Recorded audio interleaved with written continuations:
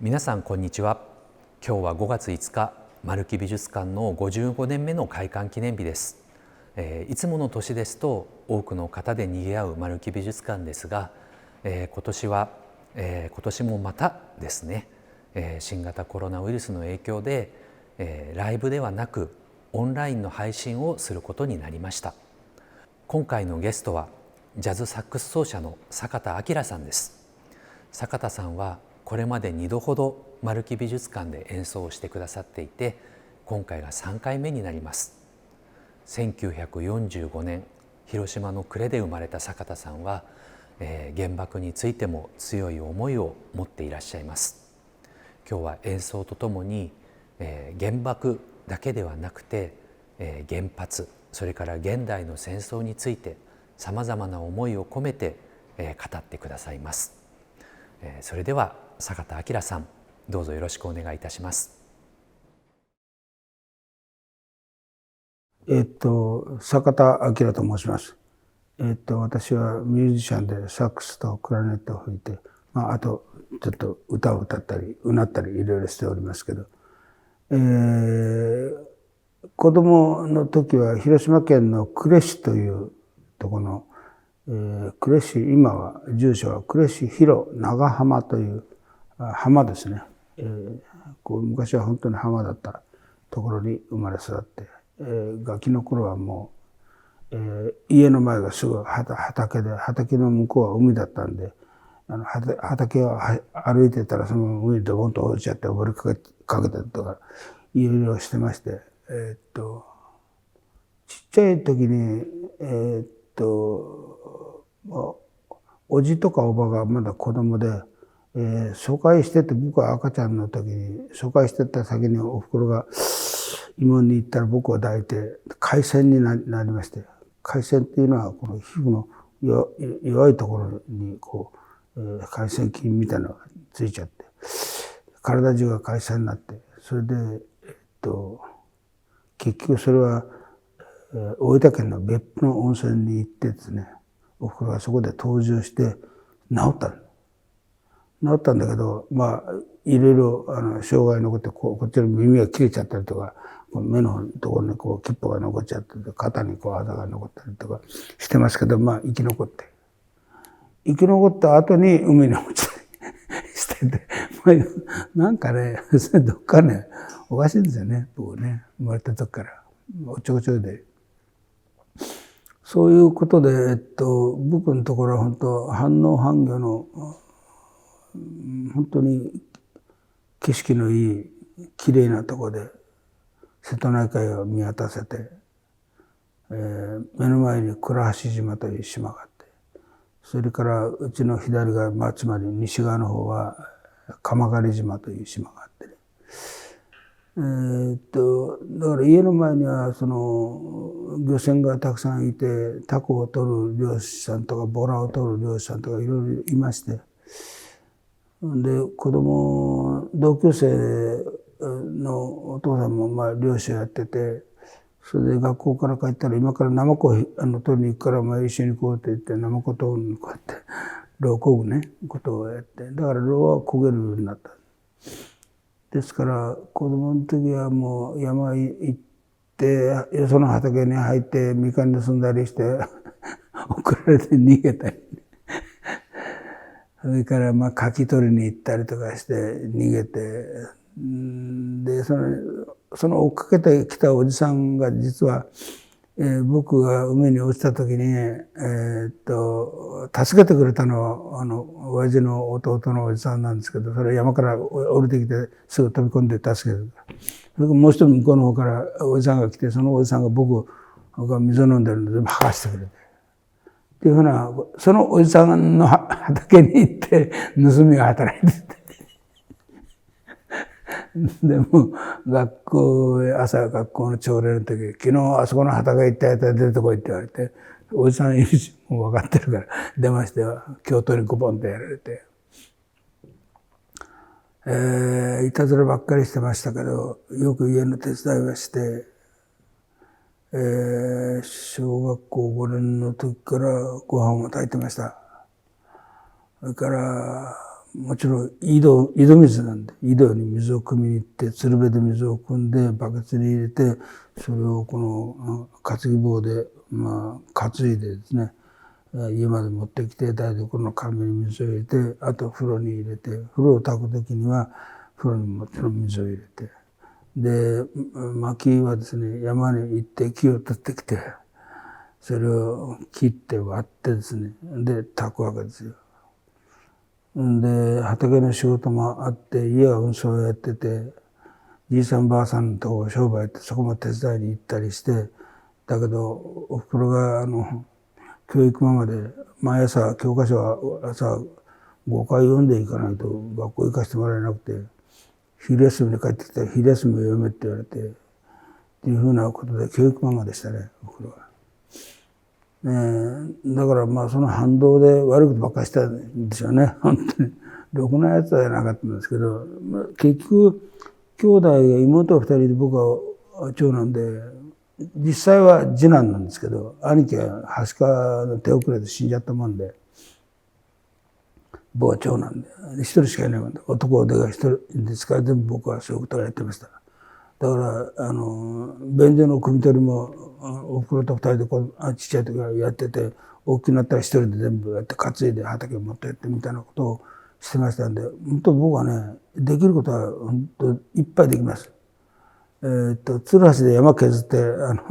それをスクープで下ろして、それを、うちのトラックに積んで畑を埋めたりとか、そういうこともしてましたし、で、その時代に、僕らが子供の時はですね、本当にケロイドを持った人が、何人かおられまして、この人はケロイドなんだなと思って。で、同級生がですね、高校ぐらいになった時には私は母親が被爆して、被爆2世なんだと。だから私が結婚して子供を産んだら、障害児が生まれるかもしれないから私は結婚しないとか、そういう同級生がいました。で、一番衝撃的だったのは大学に入った時に、工学部の学生で顔が全部ケロイドの人がいました。で、ぎょっとしますよね。ぎょっとしたんですけど、いつもその人、いつもニコニコ笑ってるんですよ。後で考えたら、あの人がもし笑ってなかったら誰も近づけないっていう。でも彼は一生懸命生きてきてね、おそらく18か19ですよ。そこまで生きてきて、その後どうなったか僕は知りませんけど、でもそういう人がいて、我々も同級生でね。それでもちろん原爆ドームのあるところは平和公園も近いからよく遊びに行ってました。で、だから僕はその原爆の記憶っていうのをおふくろから聞いたのはどうだったかって聞いたらね、爆発した時に窓が真っ赤になったって言いました。30キロ離れてて。それはやっぱり強力な印象でしたね。ですからうちの方今30キロといってですね、黒い雨が降ったはそんなとこまで降ってないんですけど、でも黒い雨じゃなくても放射線がどこまで来るか分かんないですからね。風によって飛んでくるわけで、福島のやつでも飛んできてますし、チェルノブイリのやつも飛んでますし、だから僕が被爆してないとは言い切れない。でそういうのはあるんですけど、で実際昔は原水菌であるとか、被爆いろんなことがあって、原爆の8月6日にはみんないつもお祈りをしてましたよね。大会もあったし。でいわゆる広島っていうところとカタカナの広島っていうのは違うものだっていうことは学生の時に分かって、あ、そうなんだ。で意外と広島っていうところは意外と保守的なところで、カタカナの広島と漢字の広島は全然違って、漢字の広島は非常に保守的なところで、と思ってましたね。原爆ドームで思い出があるのは、あとまあ大きくなってからなんですけど、あそこの原爆ドームの中で僕はサックス吹きました。映画の「夏少女」という早坂明さんかなの書いた原作の映画で、まあ、亡霊の役をやって中でサックスを吹いたんですけど、これはね怖かったです。闇がずっとパーッと攻めてくるんで、自分が吹いてるんですけど、なんかね、もうなんかあれは異様な経験でしたね。だからもうおそらく原爆ドームの中でサックスを吹いたって、まあ、楽器を演奏したの僕一人ぐらいしかいないと思うんですよ。はい。そんな感じですかね。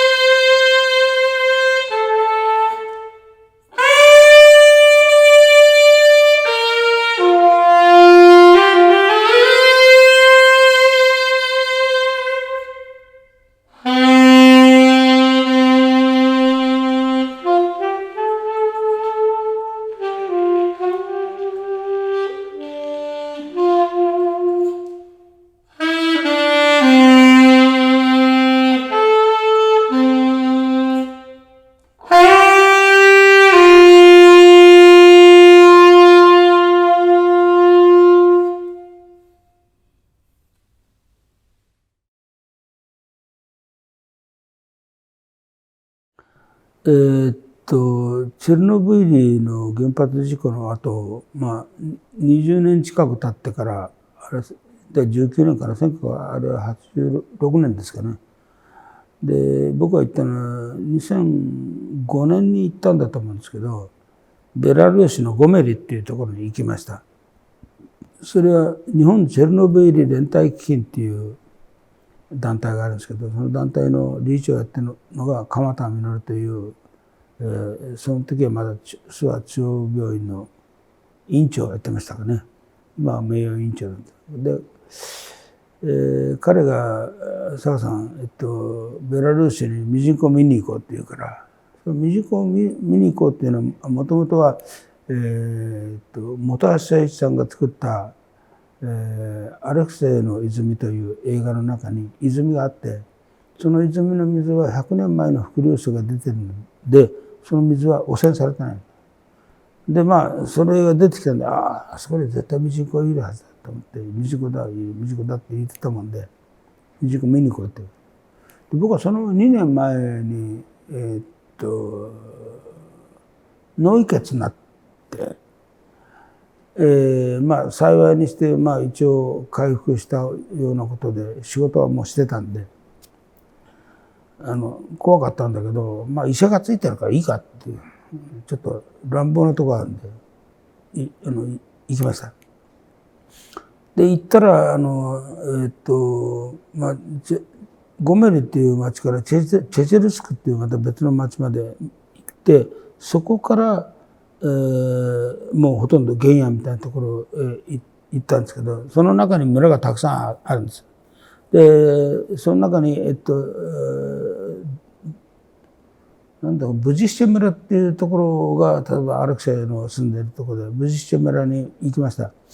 そしたら、ゲートがあって、許可がないものは入れないっていう番兵がいましてね。で、許可もらって入ったらもう、延々の、舗装してない、ガタガタ道をずっと車で行って、そこに、住んでる村があるんです。そしたらそれ行ったら全部レントゲンマーク、黄色いレントゲンマークだらけで、廃墟で誰も住んでません。居住禁止なんでね。それで残ってるのは、家はもうボロボロになって崩れ落ちてるんだけど、レンガで作ったペチカが残ってる。ところどころペチカをポッ。で、そこへ、ブジッシェ村へ行って、アレクセイの泉のところへ行って、ミジンコを見て、顕微鏡を持ってたんでね。で、住人の人が、俺たちはこの水飲んでるのかって、いや、飲んでるかもしれないなって。で、これがミジンコだよってミジンコ見せたんだ。だからミジンコはいる水を飲んでるわけでね。だから、ミジンコ飲んでるかなって、飲んでるかもしれないなって言って笑ったんですけど、そこで、どうせ、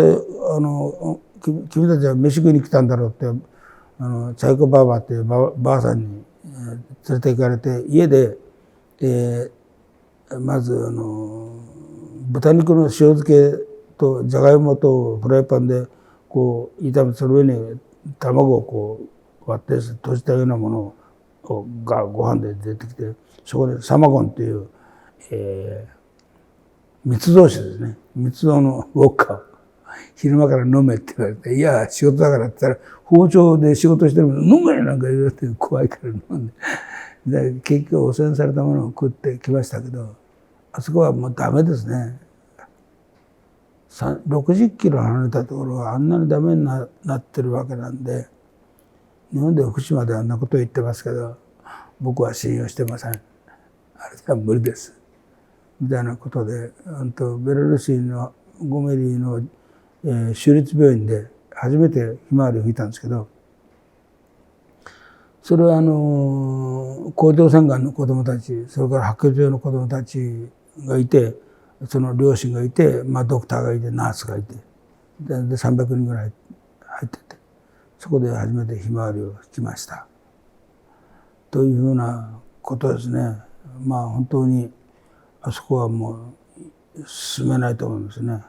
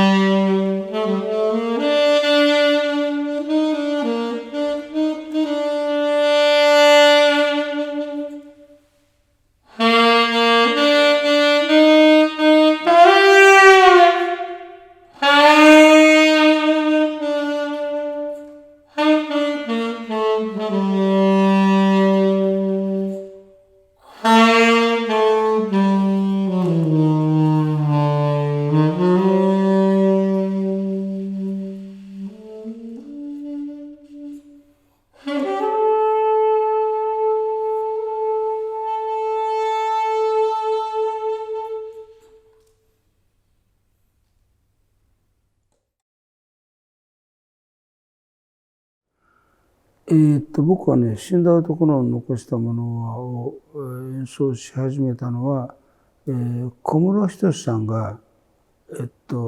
演奏してたんで、一緒に、演奏するときにやってました。それを自分でやろうと思って初めてやったのは、ひまわりというCD を作ったときにその中に入れたんですね。でその時は歌詞がなくて、インストのものでした。で、そのひまわりというのは、チェルノブイリの原発の後に、ベラルーシに、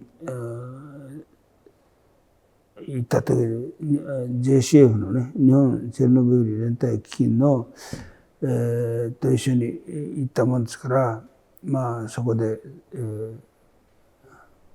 CD を作ろうってなって入れた。で、1枚目はそれで、2枚目はですね、おむすびというCD を作ったんです。そのおむすびに、そうだ、やっぱ歌詞があった方がいいなと思って、歌詞を入れてやり始めて。それは2000ですから、2006年か7年かな、2枚目ですからちょっと忘れましたけど、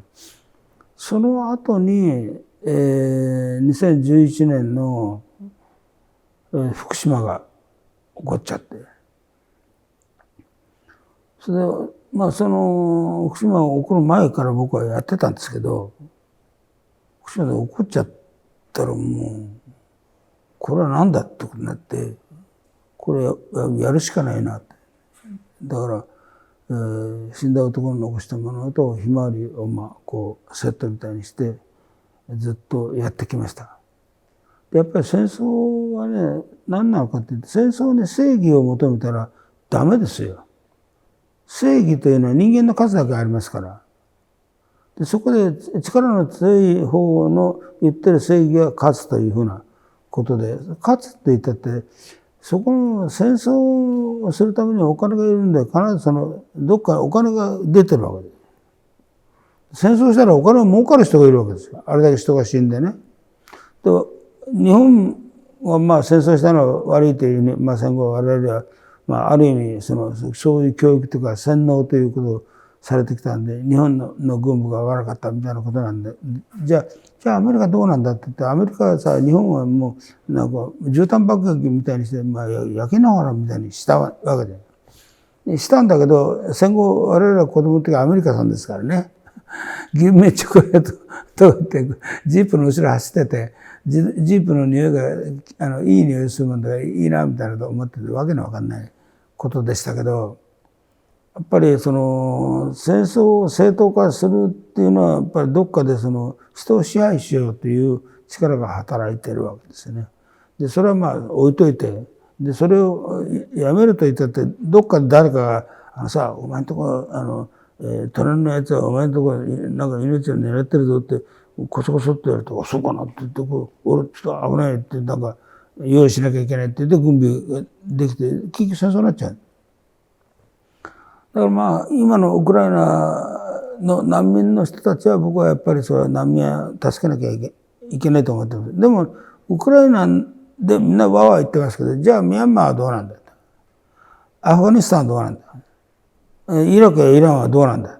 シリアはどうなんだ。というのはいっぱいあるんじゃないですか。それについてやっぱりそこに恣意的にその政府というものは動いていかざるを得ないので、今恣意的にウクライナってなってるわけです。そこから外れちゃうと西側からちょっとボイコットされちゃうでしょ。それは非常にまずいんでそうなってると思うんですけど、やっぱりウクライナの人たちだけを助けるってんじゃなくて、戦争の犠牲者ってのは世界中に散らばってて、私たちもある程度その戦争の犠牲者であったわけですよ。日本人もね、僕らも。でそれはまあ戦後70年以上経っちゃうとみんな風化しちゃったよ。でやっぱりその戦争で使うものってのはある意味その格好さってのがあるんだよね。武器というもの。戦闘機だったりその戦艦だったり軍艦はでもかっこよかったりするんで。でそれを見るとかっこよかったり。それからまあ勇敢だっていうふうなことでね、美化しちゃう。その命を顧みずみたいなことを言う人がいるじゃないですか。命が一番ですよ。命がなかったらおしまいですよ。ですから私たちの命は、まあ僕はミジンコ飼ってて分かったんですが、ミジンコを顕微鏡で見ると命が透けて見えます。彼らは堂々たるミジンコなんですよ。でそこに一切一点の陰りもありません。存在というものに対してね。私たちは自分が一体何だろうかっていうことで陰りばっかりじゃないですか。それどうやって正当化しようかみたいなことを思ってますけど、陰りばっかり。だからそういうことじゃなくて、生きてるっていうこと、そのこと自体に私たちには価値がある。であらゆる人間に全ての存在価値がある。あなたが自分で死ぬ必要はありません。みんなでそれを死なないように助けてあげなきゃいけない。それは社会が悪いから。社会はそのような役割があると思う。みんなが生きていけるように。誰かが死ぬようなことは避けなきゃいけない。それをまあずっと思ってるんで、やっぱり死んだ男の残したものはっていう谷川俊太郎さんの詩、竹見徹さんの記憶というものはやっぱり素晴らしいものがあると思ってます。あれはまあ70年代の反戦の歌なんですよね。その時はまあ高石智康っていう人が最初に歌ったんですけど、それをまあ僕がやる羽目になっちゃって、今、まあ、今年ヨーロッパのツアーに行ったんですけど、ヨーロッパでもあれをあのままやりました。日本語のまま。でどういう意味なんだ、まあ大体こんなことなんだけど、まあ、英語下手だからちゃんと説明できないけど、でもみんなやっぱりすごいって思うわけですよ。それ僕はやっぱりすごく気持ちが入ってやらざるを得ないんでそうなっちゃう。だからそれでいいんだと思うんですよ。だからまあ戦争はいかなることがあってもそれを正当化するということは僕はできないと思います。はい。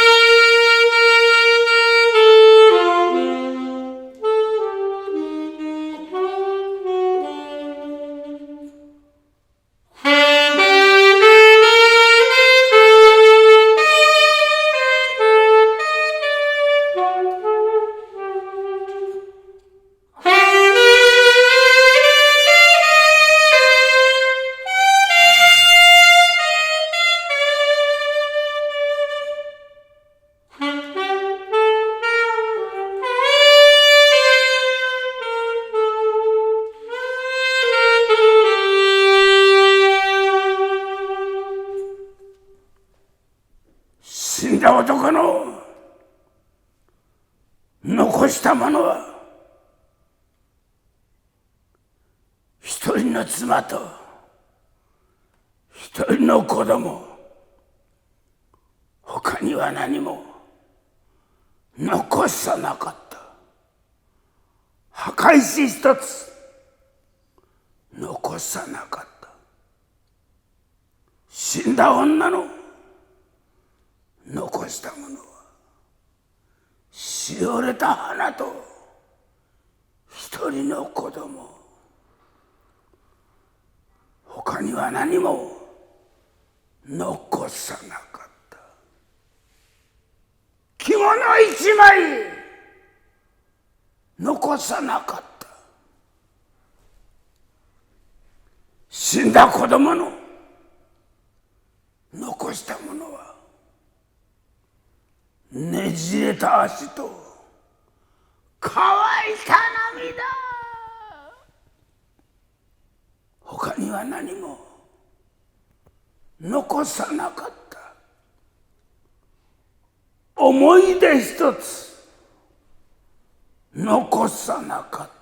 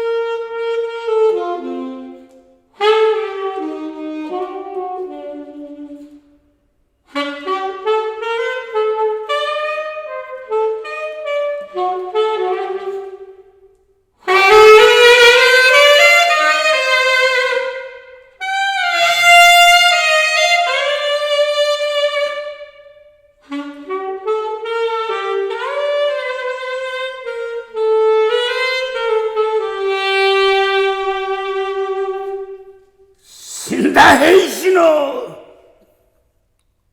残したものは壊れた銃と歪んだ地球、他には何も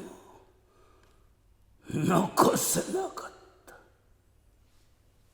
平和一つ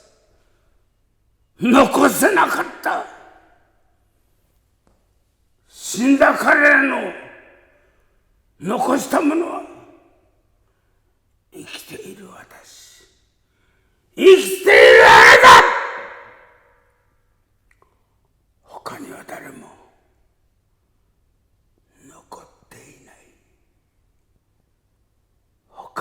誰も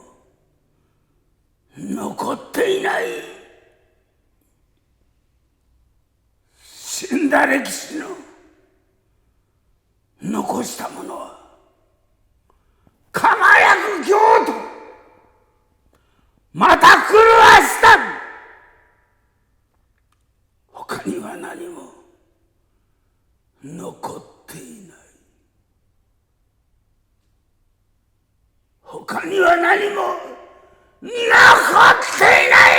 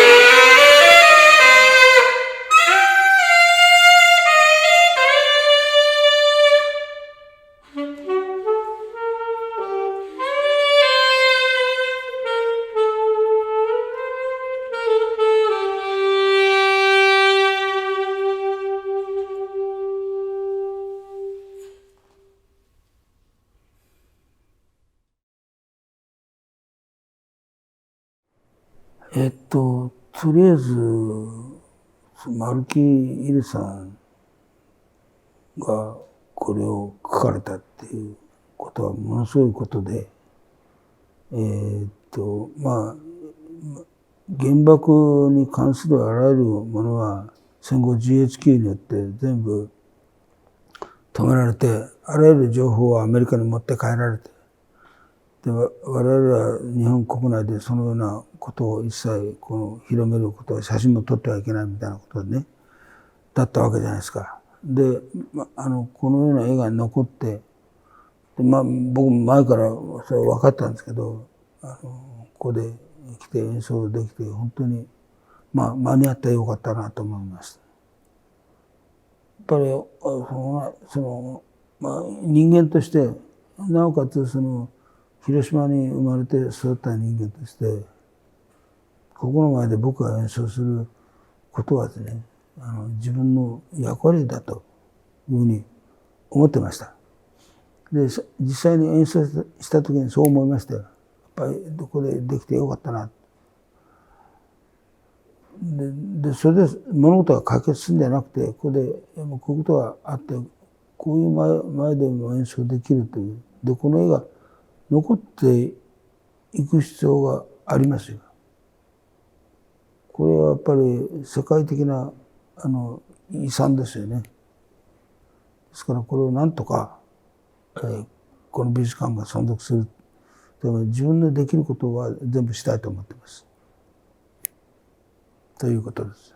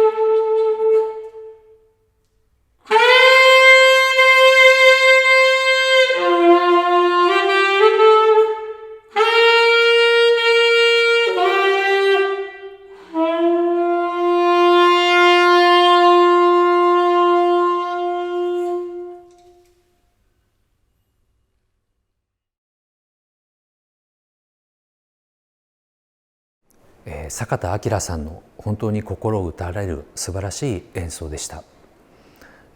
死んだ男の残したものはの言葉もまた音楽の一部として、そして原爆の図とともに響き合うような素晴らしい体験をさせていただきました。丸木美術館は55年という長い歳月を多くの方に支えられながら一年一年積み重ねてまいりました。そしてこの美術館をこれからもまた未来に向けて伝え残していきたいと思っています。多くの方のご支援ご協力があって私たちはこの美術館を続けていくことができます。ぜひこれからも皆様と共に皆様の力で丸木美術館をつないで、そして原爆の図を多くの方に見ていただきたいと思っております。原爆の図保存基金、これからも募集をしておりますので、ぜひ多くの方のお力をお貸しください。今日は開館記念日の特別のプログラムとして坂田明さんの演奏をお送りいたしました。これからも丸木美術館をよろしくお願いいたします。